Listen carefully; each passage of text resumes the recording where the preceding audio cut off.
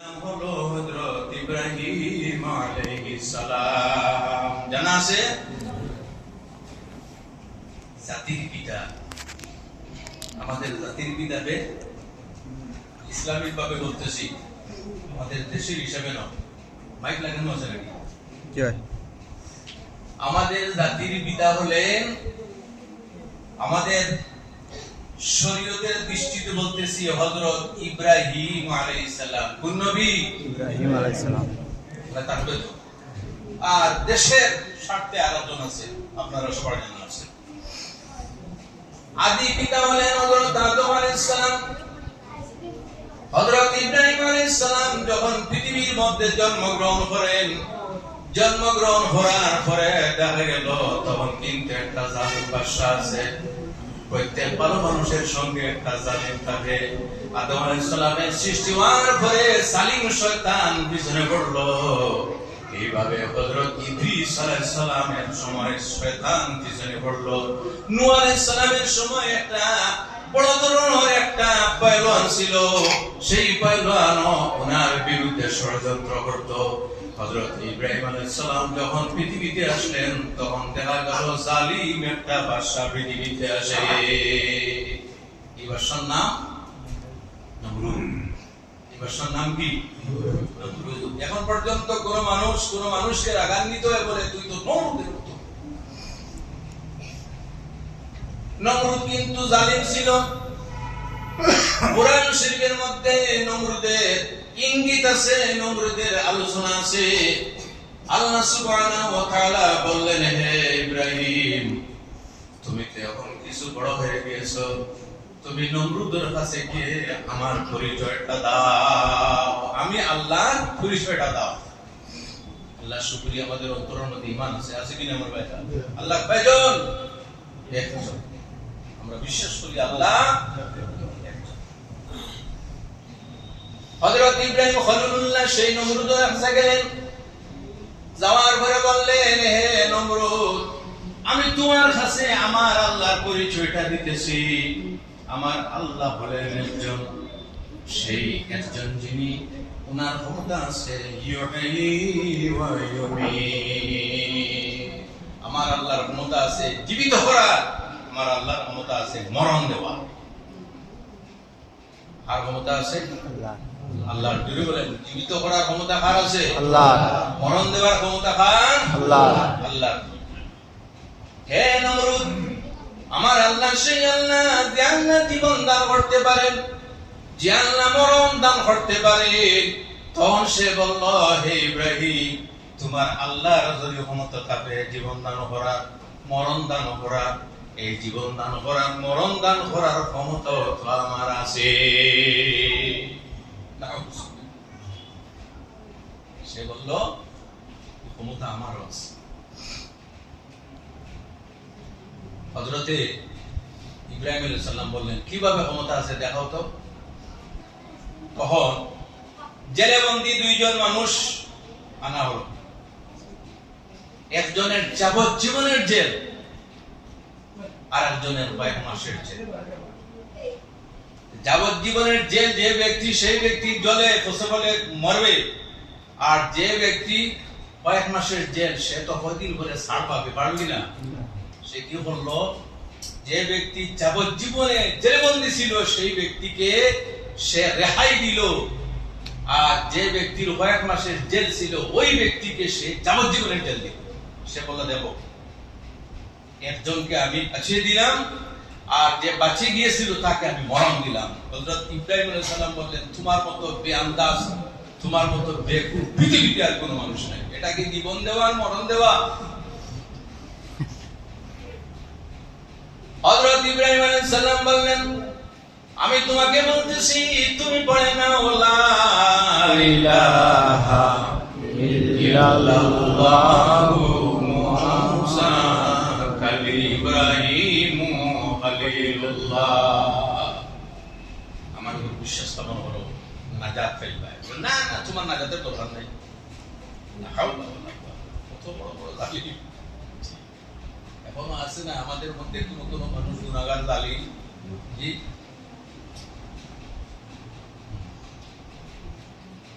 অনেক সময় রাগান্বিত হয়ে বলে, সে বলে আল্লাহ পারবে, নাউজুবিল্লাহি মিন যালিক।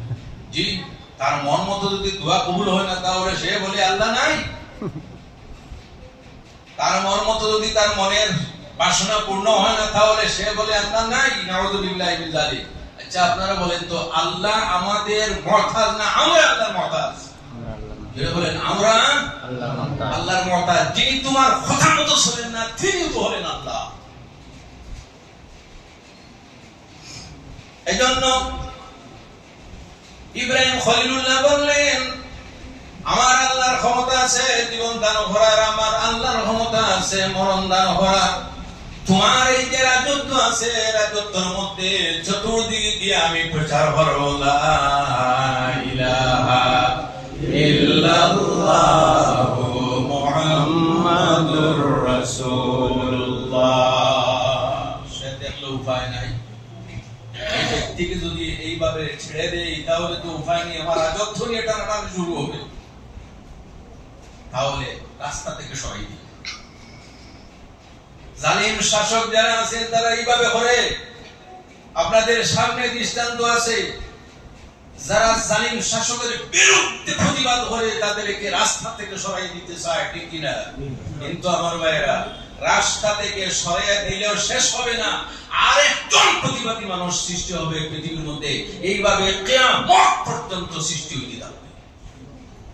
জালিম চিরস্থায়ী থাকবে।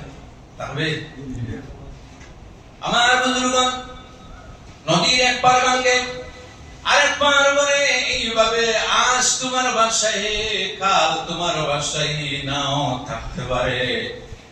এজন্য যারা শাসন ক্ষমতায় আছে, তারা কিন্তু শাসন ক্ষমতা লাভ করার পরে বোঝা যায় জীবনে কিন্তু আর শাসন ক্ষমতা তাদের কাছ থেকে সরবে না। নমরুদ বলল, না না, শাসন ক্ষমতা চিরস্থায়ী আমার জন্য। তখন সে বললে, কাজ করা যাক, ওই ইব্রাহিমকে কিন্তু রাস্তা থেকে সরাইয়া দিতাম, অর্থাৎ পৃথিবীর থেকে বিদায় করে দিতাম। পরামর্শ করল তার মন্ত্রিসভা নিয়ে। তারা পরামর্শ দিল, হে বাদশাহ, একটা কাজ করুন। একজন পরামর্শ দিল, লোহার তৈরি একটা ঘরের মধ্যে যাবজ্জীবন বন্দী করে রাখুন। আর একজন বলল, না না, এই পরামর্শ আমি কখনো মানতে দিব না। কারণ এমন ব্যক্তি যদি লোহার তৈরি ঘরের মধ্যে বন্দী করে দেওয়া হয়, তাহলে ওর মধ্যে এমন ধরনের ক্ষমতা আছে, ফুঁক দিবে আর লোহার ঘর চূর্ণ বিচূর্ণ হয়ে যাবে। সুবহানাল্লাহ। আছে কিনা আমাদের পড়ার মধ্যে এই ক্ষমতা? জি, হয়তো আমাদের জবানের মধ্যে এই ক্ষমতা নেই, কিন্তু আল্লাহর কালামের মধ্যে কিন্তু এই ক্ষমতা আছে। আর ওদের পরামর্শ দিয়ে কাজ করা যাক, ওই ব্যক্তিকে দেশ ছাড়া করে দেওয়া হোক, দেশের মধ্যে জায়গা নেই, অন্য দেশে পাঠিয়ে দেওয়া হোক, ইরাকের জমিন থেকে অন্য দেশে ওই ব্যক্তিকে পাঠিয়ে দেওয়া হোক। আর ওদের বলল, না না, ইরাক থেকে যদি অন্য কোন দেশের মধ্যে পাঠিয়ে দেওয়া হয়, তাহলে ওই দেশে গিয়ে দল তৈরি করে আবার ইরাকের মধ্যে এসে আপনার আক্রমণ করবে।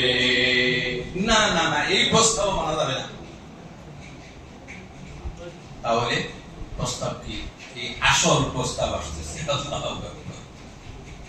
আর একজন প্রস্তাব দিল, আমি আসল প্রস্তাব দেই, একটা অগ্নিকুণ্ড তৈরি করা হোক, বড় ধরনের একটা খনন করা হোক, আর এই খননের মধ্যে, এই গর্তের মধ্যে শুকনা লাকড়ি গাছ সব ফেলে দেওয়া হোক। এই শুকনা লাকড়ির মধ্যে আগুন লাগানো হোক। যখন আগুন চূড়ান্ত সীমায় যখন পৌঁছবে, পৌঁছার পরে ওই ইব্রাহিমকে সেই সময় অগ্নিকুণ্ডে নিক্ষেপ করাবো। নাউজুবিল্লাহ। তো বড় চক্রান্ত, সব ব্যবস্থা করা হইতেছে। অর্ধেক আকাশ সমান লাকড়ির স্তূপ দিন ফিক্স করা হইতেছে। মন্ত্রিসভা প্রস্তাব দিল, ওকে তো এমনিতে ইঠা মারিয়া তো আগ্নির কুণ্ডে নিক্ষেপ করা যাবে না, তাই উৎক্ষেপে যন্ত্র তৈরি করে দূর থেকে নিক্ষেপ করে তাকে অগ্নিকুণ্ডে লিখে ভরা হবে। এজন্য পৃথিবীতে সর্বপ্রথম উৎক্ষেপক যন্ত্র যে তৈরি করেছিল বা তার মন্ত্রিসভা যে তৈরি হয়েছিল সে ছিল কে?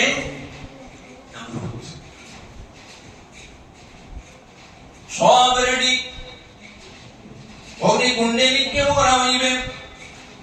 সঙ্গে ছিল কাপড়। তারা বলল কাপড় খুলে দেওয়া হোক, কারণ এই কাপড় যদি থাকে হয়তো কাপড়ের মধ্যে এমন কোন শক্তি থাকতে পারে যে শক্তির মাধ্যমে আগুন জ্বালাইতে পারবে না। ওদিকে কাপড় গুলা শরীর থেকে খুলে দেওয়া হোক। আল্লাহু আকবার। হযরত ইব্রাহিম আলাইহিস সালাম বললেন, ও ভাইরা, আমার কাঁধ থেকে আমার কুর্তাটা তোমরা খুলে দাও, কোনো অসুবিধা নেই, কিন্তু তোমরা আমাকে আমার যে নিচের যে কাপড় আছে সেই কাপড়টা তোমরা সরাইও না। আমি হলাম আল্লাহর নবী, আর নবীর সতর পৃথিবীতে কোনদিন কোন মানুষ দেখে নাই।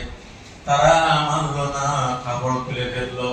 রব্বুল আলামিন সঙ্গে সঙ্গে হযরত জিবরিল আলাইহিস সালামকে পাঠিয়ে দেন, দিয়ে বলেন, হে জিবরিল, আমার ইব্রাহিমকে বস্ত্রহীন করা হয়েছে, তুমি তাড়াতাড়ি জান্নাতের লেবাস নিয়ে ওনার কাছে পৌঁছে যাও। জান্নাতি লেবাস, এই লেবাসের দাম আছে কিনা? যারা জান্নাতে যাবে এই জান্নাতি লেবাস পরিধান করবে, রেশম লেবাস। এই রেশম পৃথিবীতে পুরুষের জন্য জারি নয়, কিন্তু কিয়ামতের দিন পুরুষ যারা আছে তারা রেশমি লেবাস পাবে। আল্লাহু আকবার। জান্নাতের লেবাস, এর সঙ্গে একটা এড বলি জান্নাতের লেবাসের দাম। এই মুহররমের 10 তারিখে যে মর্মান্তিক হৃদয় বিদারক ঘটনা কারবালার ময়দানে সংঘটিত হয়েছিল, সেই ঘটনাটি হলো ইমাম হোসেন রাদিয়াল্লাহু তাআলা আনহু সঙ্গী সাথী সহ কারবালার ময়দানে শাহাদাত বরণ করেছে। হযরত ফাতিমা রাদিয়াল্লাহু তাআলা আনহার নিকটে একজন ইহুদি পরিবার থাকতো। ওই ইহুদি পরিবার ওই করে একটা মেয়ের বিবাহের দাওয়াত হযরত ফাতিমাকে দিল। দেওয়ার পরে বলল, হে ফাতিমা, আমার মেয়ের বিবাহ, তুমি কিন্তু আমার মেয়ের বিবাহের দিন আমার ঘরে আসতে লাগবে। হযরত ফাতিমা তো দাওয়াত কবুল করে নিলেন, কিন্তু বিয়ের বাড়িতে যাওয়ার কোনো কাপড় নাই। আল্লাহু আকবার। আমরা কাপড় কি হবা? হযরত ফাতিমার সুন্দর কোনো কাপড় নেই। বিয়ের অনুষ্ঠানে যাবেন ইহুদির বাড়িতে। আল্লাহর হাবিব সাল্লাল্লাহু আলাইহি ওয়াসাল্লামকে বললেন, আব্বা জান, আপনার মেয়েকে ইহুদি মেয়ে দাওয়াত দিয়েছে ওর বাড়িতে যাওয়ার জন্য, কিন্তু আমার কোনো কাপড় নেই, সুন্দর কাপড় নেই, পরিধান করে আমি আল্লাহ সুবহানাহু ওয়া তাআলার নবী আল্লাহর দরবারে নিবেদন করলেন, হে আল্লাহ, আমার মেয়ে ফাতিমার জন্য জান্নাত থেকে এক জোড়া কাপড় আপনি পাঠিয়ে দেন। জান্নাত থেকে এক জোড়া কাপড় পাঠিয়ে দেওয়া ফাতিমার জন্য। দাম কতটুকু? জান্নাত থেকে যে কাপড়ের এক জোড়া পাঠানো হয়েছে শালীন কাপড়, অশালীন নয়। হযরত ফাতিমা তুজ-জাহরা রাদিয়াল্লাহু তাআলা আনহা পরিধান করে ইহুদি মেয়ের রুকের বাড়িতে গেলেন।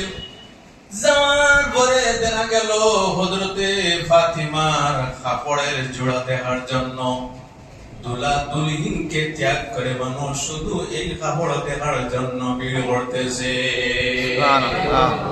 অবাক তারা, পৃথিবীতে আজ পর্যন্ত এইভাবে সুন্দর কাপড় কোনদিন আমরা দেখি নাই। জিজ্ঞাসা করা হলো, ফাতিমা কোথা থেকে পেলে? ফাতিমা উত্তর দিলেন, আল্লাহর পক্ষ থেকে। সেই কথা শোনার সঙ্গে সঙ্গে হাজার হাজার ইহুদি নারীরা ইসলাম গ্রহণ করে ফেলেছেন। সুবহানাল্লাহ। জান্নাতি লেবাসের কারণে যদি এই ঘটনা হয়, জান্নাতি পুরুষের দ্বারা কি পরিমাণ ঘটনা হবে? আমার ভাই বলতেছিলাম, হযরত ইব্রাহিম আলাইহিস সালামকে যখন পিছনের মধ্যে বাধা হলো, তারা নিক্ষেপ করবে, সেই সময় হযরতে ইব্রাহিম খলিলুল্লাহ আলাইহিস সালাম একটা দোয়া পড়েছিলেন। সেই দোয়াটা কিন্তু আপনাদের জানা আছে। সেই দোয়াটি হলো, আমার ভাইরা, বিসমিল্লাহি তাওয়াক্কালতু আলাল্লাহ ওয়ালা হাওলা ওয়ালা কুওয়াতা ইল্লা বিল্লাহিল আলিয়্যিল আযীম। আমার সঙ্গে বলুন, বিসমিল্লাহি তাওয়াক্কালতু আলাল্লাহ ওয়ালা হাওলা ওয়ালা কুওয়াতা ইল্লা বিল্লাহিল আলিয়্যিল আযীম। এই দোয়া পড়ে পড়ে তিনি অগ্নিকুণ্ডের মধ্যে নিক্ষেপিত হতেছে। এজন্য আমার ভাইরা, যখন আপনি ঘর থেকে বের হবেন, ডান পা আগে বের করবেন আর এই দোয়াটা পড়বেন, বিসমিল্লাহি তাওয়াক্কালতু আলাল্লাহ ওয়ালা হাওলা ওয়ালা কুওয়াতা ইল্লা বিল্লাহিল আলিয়্যিল আযীম। এই দোয়া পড়ে যদি ঘর থেকে বের হন, তাহলে ঘরে প্রবেশ করার আগ পর্যন্ত আল্লাহ আপনার জামিনদার হয়ে যাবে। সুবহানাল্লাহ। আমাদের তো হুঁশ থাকে, জির সঙ্গে ঝগড়া, ছেলেদের সঙ্গে ঝগড়া হয়ে বেহুশ হয়ে ঘর থেকে বাইরে, কিন্তু দোয়া কোনো কিছু মনে নাই। দোয়াটা মনে মনে পড়বে। হযরত ইব্রাহিম খলিলুল্লাহ অগ্নিকুণ্ডে একেবারে গর্তে বসে আল্লাহ, সঙ্গে সঙ্গে আল্লাহর নির্দেশ, কোরআন শরীফে আল্লাহ বলেন, কুলনা ইয়া নারু কুনি বারদান ওয়া সালামান আলা ইব্রাহিম। হযরত ইব্রাহিম খলিলুল্লাহর ভরসা কার উপর ছিল? জোরে বলেন, আল্লাহর উপর। আমরা আমাদেরও ভরসা আল্লাহর উপর থাকার দরকার। হ্যাঁ, ওসিলা যেগুলো আছে সেগুলো গ্রহণ করে। আসল ভরসার স্থল হলেন আল্লাহ সুবহানাহু ওয়া তাআলা। আল্লাহ নির্দেশ দিলেন, হে আগুন, তোমার মধ্যে যে জ্বালানোর ক্ষমতা আছে, তোমার মধ্যে ত্যায্য ক্ষমতা যেটা আছে, সেটা আমি আল্লাহ সিদ্ধ করে নিলাম। সঙ্গে সঙ্গে আমার ইব্রাহিমের জন্য শান্তিদায়ক তুমি বাগানে পরিণত হয়ে যাও। এই কথা বলার সঙ্গে সঙ্গে লেখার কথা, আল্লাহর নির্দেশ। এই পৃথিবীতে আসার সঙ্গে সঙ্গে পৃথিবীর যত আগুন ছিল, সমস্ত আগুনের জ্বালানোর ক্ষমতা আল্লাহ জিজ করে নিয়েছিলেন। সঙ্গে সঙ্গে আবার আল্লাহ দান করে। সেখানে যাওয়ার পরে দেখা যায় ইব্রাহিম খলিলুল্লাহ কি সুন্দর, এই যে অগ্নি কুণ্ড যেটা আছে সেটার মধ্যে আপনার খাটা। ওরা তো ভাবতেছে এই মুহূর্তে হয়তো ইব্রাহিম খলিলুল্লাহ জ্বালিয়ে ভস্ম হয়ে যাবে, কিন্তু দেখা গেল আল্লাহর কুদরত, আল্লাহ সুবহানাহু ওয়া তাআলার মেহেরবানিতে হযরত ইব্রাহিম খলিলুল্লাহর গায়ের একটা লোম পর্যন্ত আগুন জ্বালাইতে পারবেন। আল্লাহর মুমতাজ নবী ইব্রাহিম সেই অগ্নিকুণ্ড থেকে বের হলেন। যেদিন সেই অগ্নিকুণ্ড থেকে হযরত ইব্রাহিম খলিলুল্লাহ বের হয়েছিলেন, সেই দিন কিন্তু ছিল মুহররমের 10 তারিখ। তারপরে আমার হুজুরগণ, এই যে মুহররমের 10 তারিখ, এই মুহররমের 10 তারিখে আপনাদের জানা আছে একজন নবী হযরত ইউসুফ আলাইহিস সালাম। প্রোগ্রাম খুব বেশি লম্বা হবে, আমি সাড়ে ঘন্টায় শেষ করে দেব, কারণ প্রোগ্রামের সিজন নয়, প্রোগ্রামের সিজন। তাই আপনাদেরও গরম লাগবে। আলহামদুলিল্লাহ, এটা এসি নাকি? জি না, ফ্যান। মসজিদে এসি আছে? জি না, ফ্যান। বুঝা যায় এসির মতো। জি। আর এত সুন্দর মসজিদ তৈরি করেছেন, আমি তো প্রথম আসলাম। সুন্দর করার পরে আল্লাহ সুবহানাহু ওয়া তাআলা আপনাদের অন্তরকে আমলের মাধ্যমে আল্লাহ যেন আলোকিত করে দেন। শুধু বলুন আল্লাহুম্মা আমিন। হযরত ইউসুফ আলাইহিস সালাম ছোটবেলায় বাইনা কুয়ার মধ্যে নিক্ষেপ হলো। নিক্ষেপ করার পরে বাবা দান হযরত ইয়াকুব আলাইহিস সালামের কাছে এসে বলতেছে, হে বাবা, ইউসুফকে আমরা সঙ্গে নিয়েছিলাম খেলাধুলা করার জন্য। আমরা যখন একটা জায়গায় আমাদের কাপড় দিয়ে যখন একটু দূরে আমরা সরে যাই, জঙ্গল থেকে একটা বাঘ বাইর হয়ে আমাদের ভাই ইউসুফ খেয়ে ফেলছে। এই যখন তারা কাপড় আপনার মধ্যে একটা ছাগল জবাই করিয়া ওর রক্ত লাগাইয়া হযরত ইয়াকুবকে দেখাইতেছে, এই দেখেন আমাদের ভাইয়ের রক্ত। হযরত ইয়াকুব আলাইহিস সালাম কি বলবেন তিনি তো বুঝতেছেন, তিনি মনে মনে ভাবতেছেন, হায় রে জঙ্গলের বাঘ, আমার ইউসুফকে তুমি খাইলে, কিন্তু কাপড় বিলকুল ঠিক আছে, কোনো ফাড়া নাই, ছিঁড়া নাই, কোনো কিছু নেই। বুঝতে পারতেছেন এটা একটা আমার আছে। ওরা কিন্তু একটা চক্রান্ত করে এসে বলতেছে, কিন্তু কোন শব্দ মুখ থেকে বার করে নাই। এমন ভাবে ক্রন্দন করে ইউসুফের জন্য, যদি কোনো মানুষের সন্তান যদি হেরে যায় অথবা সন্তান যদি মারা যায়, তাহলে মা বাবার যন্ত্রণার কোনো সীমা নেই। ইউসুফ আলাইহিস সালাম এমন ভাবে ক্রন্দন করেছিলেন, কান্দিতে কান্দিতে হযরত ইউসুফ আলাইহিস সালামের নয়নের জ্যোতি পর্যন্ত শেষ হয়ে গিয়েছিল। হযরত ইয়াকুবের নয়নের জ্যোতি শেষ। যাকে পাইতেন তাকে বলতেন, আমার ইউসুফকে তোমরা কোন জায়গায় কি তোমরা দেখেছো? রাতে যখন ঘরের মধ্যে ক্রন্দন করতেন, হযরতে ইউসুফ হযরত ইয়াকুব আলাইহিস সালামের ক্রন্দনের কারণে জঙ্গল থেকে হিংস্র জন্তু উনার ঘরের নিকটে এসে তারাও কিন্তু ক্রন্দন করত। দীর্ঘ বছর পর্যন্ত এইভাবে ক্রন্দন করলেন, চোখের জ্যোতি শেষ, কিন্তু সন্তানের যে মায়া, যে দয়া, যে ঠান, এটা কিন্তু মন থেকে কোনো সময় যায় না, কোনো সময় মন থাকে। আপনারা বলুন তো, হযরতে হুসাইন রাদিয়াল্লাহু তাআলা কারবালার ময়দানে শাহাদাত বরণ করেছে, আল্লাহর হাবিবের কি দুঃখ লাগেনি? হযরত ফাতিমার কি দুঃখ লাগেনি? ভাই বেরাদর, বন্ধু বান্ধব, আত্মীয় স্বজন, তাদের কি দুঃখ লাগেনি? আজ পর্যন্ত আমরা যারা আছি এই ঘটনা শোনার পরে কিন্তু আমাদের দিন আমরা কন্ট্রোল করতে পারি না, ঠিক কিনা? এজন্য এত লম্বা ঘটনা এক রাত পর্যন্ত বর্ণনা করলেও কিন্তু শেষ হবে না, এত লম্বা। তার সঙ্গে একটু মিল দেখে আমি বলি, হযরতে ফাতিমা তুজারা রাদিয়াল্লাহু তাআলা আনহা একদিন নবীজির খেদমতে গেলেন, যাওয়ার পরে দেখেন হযরত হুসাইনকে কোলে নিয়ে নবীজি ক্রন্দন করতেছেন। আল্লাহর হাবিব হযরত হুসাইনের গালের মধ্যে চুমু খাচ্ছেন এবং ক্রন্দন করতেছেন। হযরতে আলী রাদিয়াল্লাহু তাআলা আনহু দেখলেন, দেখার পরে বললেন, ইয়া রাসূলুল্লাহ, কুলের মধ্যে খুশি হওয়ার কথা, কিন্তু নাতিকে কুলের মধ্যে নিয়ে আপনি কোন কারণে ক্রন্দন করতেছে? আল্লাহর হাবিব বললেন, হে আলী, আমি যদি তোমাকে বলি তাহলে তুমি কিন্তু ঘরের মধ্যে কখনো বলিও না। আমি যে নাতিকে চুমু খাচ্ছি, যে নাতিকে আমি আদর করতেছি, একদিন আমার ঘরে এমন সময় আসবে, আমার উম্মতের কিছু জালিমেরা আমার নাতিকে কারবালার ময়দানে শহীদ করবে।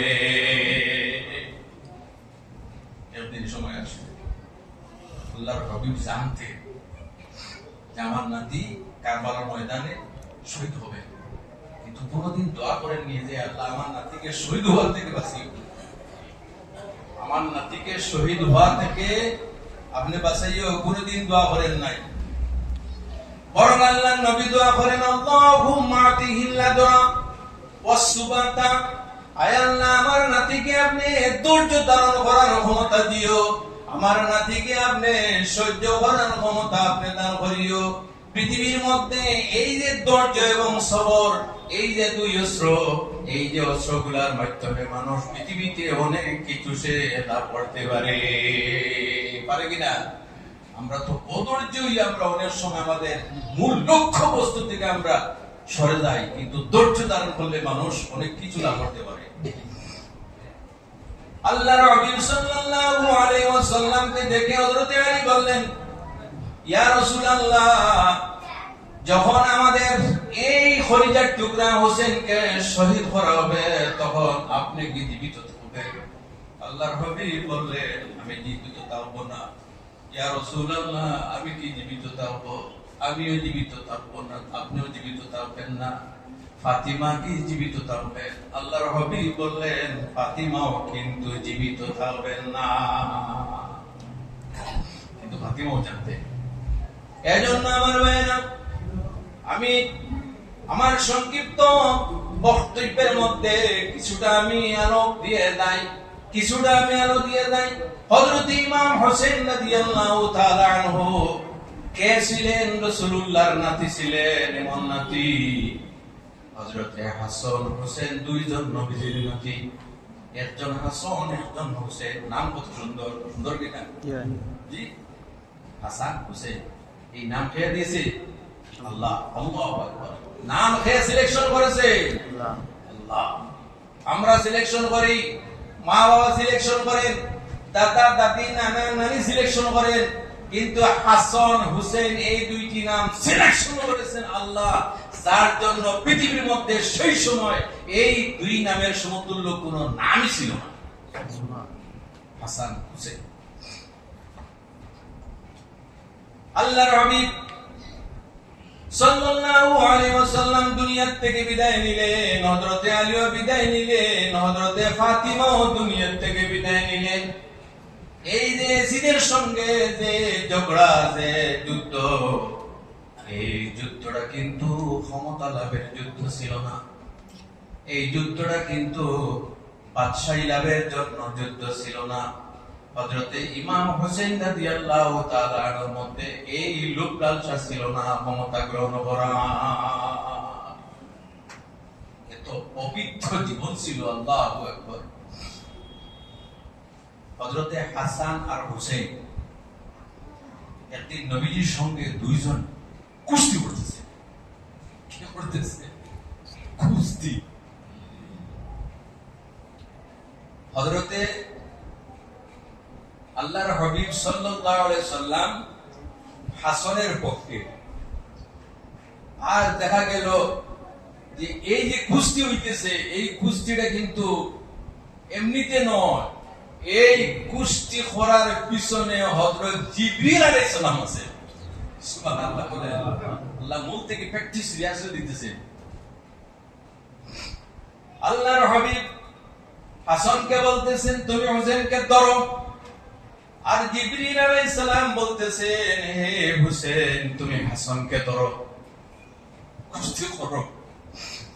এইভাবে চলতে লাগলো। চলতে চলতে দেখা যায় কেউ কাউকে কোনো সময় পরাজয় করতে পারে না, কারণ যার পিছনে রাসূলুল্লাহ আছে, যার পিছনে জিবরিলের শক্তি আছে, এদেরকে পৃথিবীর মধ্যে কেউ পরাজিত করতে পারবে না। এজন্য আমার ভাইরা, আল্লাহর হাবিব সাল্লাল্লাহু আলাইহি ওয়াসাল্লাম একদিন মসজিদে নববীর ভিতরে হযরতে হুসাইন নবীজির নিকটে আসলেন। আসার পরে বললেন ইয়া রাসূলুল্লাহ, অনেক মা বাবা আছেন, তারা তাদের বাচ্চাদেরকে কিন্তু বাজার থেকে গুড়া কিনে দেয়, তারা কিন্তু তাদের সন্তানাদিকে গুড়ার উপর ছড়াইয়া তারা কিন্তু ঘুরায়। ও নবীজি, ইয়া রাসূলুল্লাহ, নানা যান, আমার কিন্তু কোনো গুড়া নেই যে গুড়ার উপর ছড়ে কিন্তু আমি আস্তে আস্তে চলবো।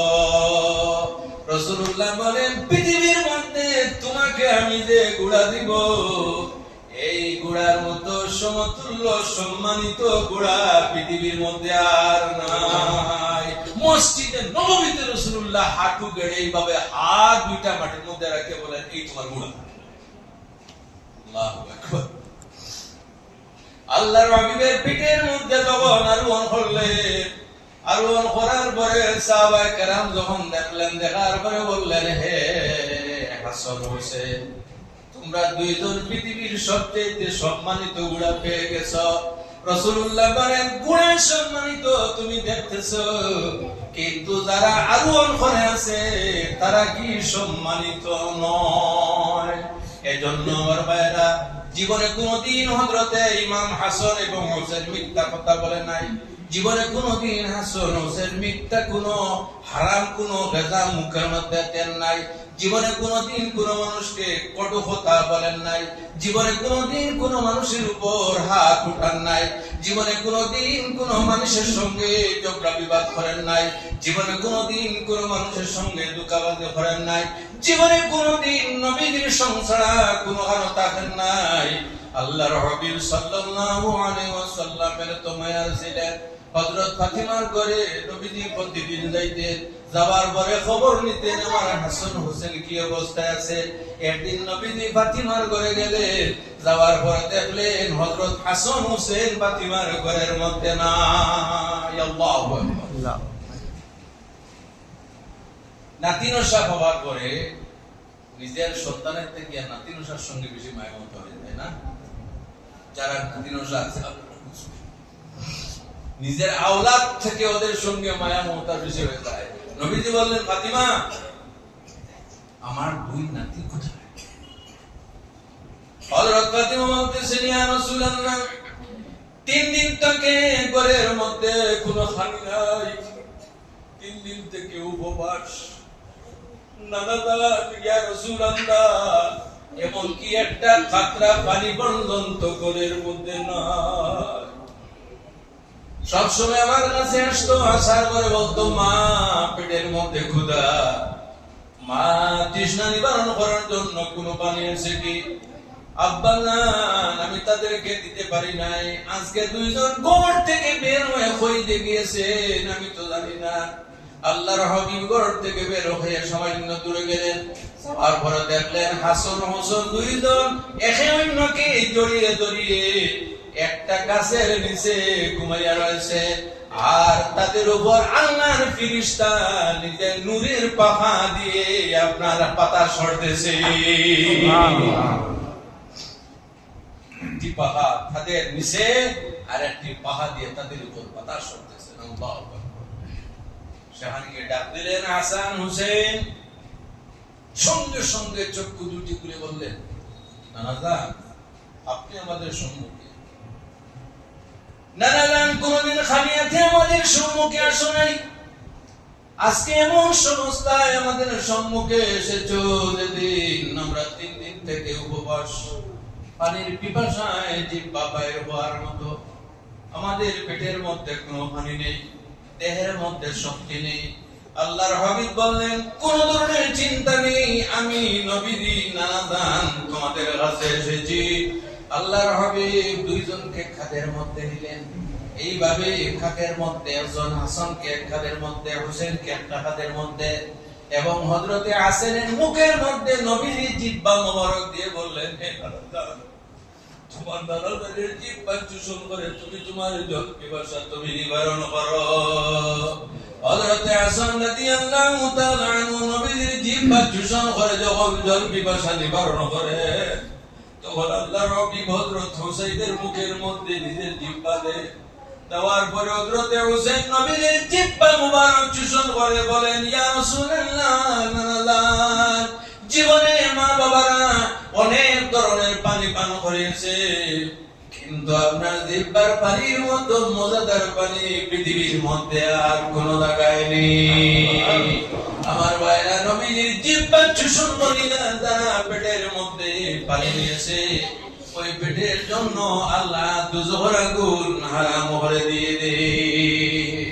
এর জন্য আমার ভাইরা হযরত ইমাম হোসেন অসত্যের বিরুদ্ধে লড়াই করতে গিয়া, অন্যায়ের বিরুদ্ধে লড়াই করতে গিয়া, দ্বীন ইসলামের পতাকা উত্তোলন করতে গিয়া, যাতে পৃথিবীর মধ্যে দৃষ্টান্ত স্থাপিত হোক যে অন্যায়ের কাছে কোনোদিন মাথা পড়তে নাই, ন্যায়ের পক্ষে তাকিয়া অন্যায়ের বিরুদ্ধে আপনার প্রতিবাদ করতে লাগে।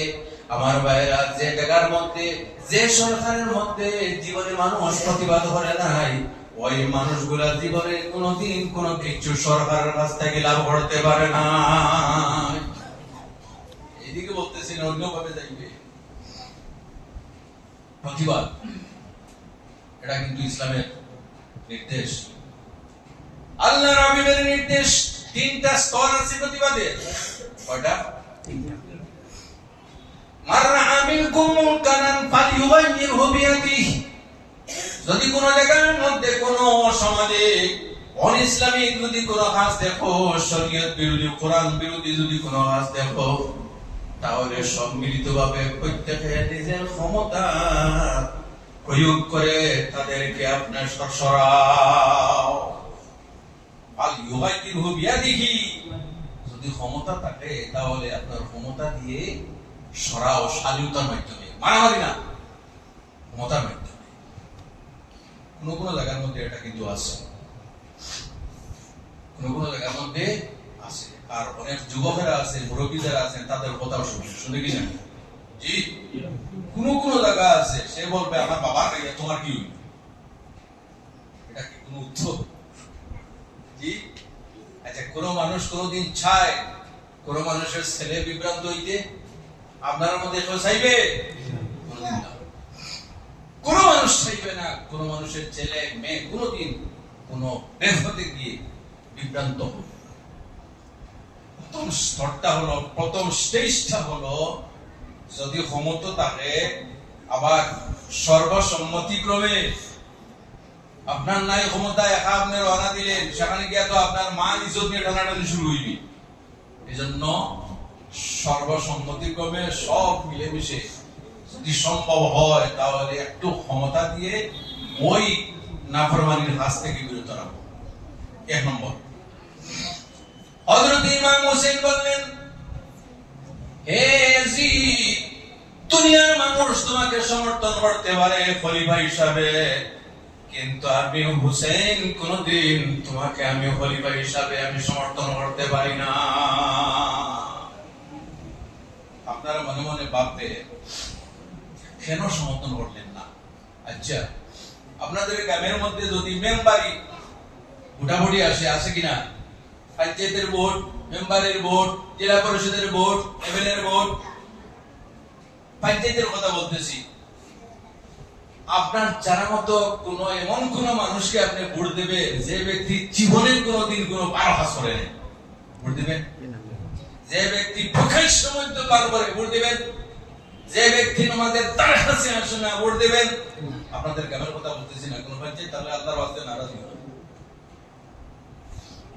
যদি কোনো মানুষ সুদ খায়, ঘুষ খায়, সমাজের কোন চিন্তা করে না বালায়, সেই ব্যক্তিকে তো কোনো মানুষ ভোট দিবে না। ইয়াজিদ ছিল কিন্তু এমন ধরনের ব্যক্তি যে ব্যক্তি সুদ গ্রহণ করত, মদ্যপান করত, নাউজুবিল্লাহি মিন যালিক। তাছাড়া সেই ব্যক্তির মধ্যে আরেকটা দোষ ছিল, সর্বদা জঙ্গলে গিয়ে পশু শিকার করা। তাছাড়া অনেক সময় অনেক ওয়াক্তের নামাজ পর্যন্ত পড়তো না। ওই ব্যক্তিকে কিভাবে খলিফা হিসেবে সমর্থন করবে? আপনারা করবেন? আমরা যখন সাধারণ মানুষ বলতে পারি আমরা করব না। ইমাম হোসেন রাদিয়াল্লাহু তাআলা আনহু, যার সম্পর্কে নবীজি বলেন, আল হাসানু ওয়াল হুসাইনু সাইয়্যিদা শাবাবি আহলিল জান্নাহ, হাসান এবং হোসেন জান্নাতি যুবকগণের সর্দার। যারা জান্নাতি যুবকগণের নেতা, সেই নেতা কি ইয়াজিদকে কোন সময় কয়েদ করতে পারে, সমর্থন করতে পারে বয়াতের মাধ্যমে? হযরত ইমাম হোসেন বলে, কখনো হইতে পারবে না। আমার জান দিতে আমি রাজি আছি, মাল দিতে রাজি আছি, আমার গোষ্ঠী গাড়া আমি সমস্ত কুরবান করতে রাজি আছি, কিন্তু ইয়াজিদকে বয়াতের মাধ্যমে কোন সময় সমর্থন করবে না। যার কারণে আমার ভাইরা, হযরত ইমাম হোসেন রাদিয়াল্লাহু তাআলা আনহু ইসলামের শিক্ষা দিয়ে গেছেন, ইসলামকে বাঁচিয়ে দিয়ে গেছেন। যদি ইয়াজিদকে সমর্থন করে নিতেন তাহলে আজকে দ্বীন ইসলাম বর্তমানে যেভাবে আছে এইভাবে আসল রূপে আমরা পাইতাম না, বিকৃত অবস্থায় আমরা পাইতাম। ঠিক কিনা আমার ভাইরা? এই জন্য হযরত ইমাম হোসেন রাদিয়াল্লাহু তাআলা আনহুর অবদান আছে। ভাই বিরাদর, বন্ধু বান্ধব, আত্মীয় স্বজন সবাইকে কারবালার ময়দানে শহীদ করিয়ে দ্বীন ইসলামের যে গাছ ছিল সেই গাছের নিচে নিজে রক্ত দিয়ে পানি দিয়ে সেই দ্বীন ইসলামের গাছকে জীবিত করে রেখেছে। আজ আমাদের দায়িত্ব দ্বীন ইসলামের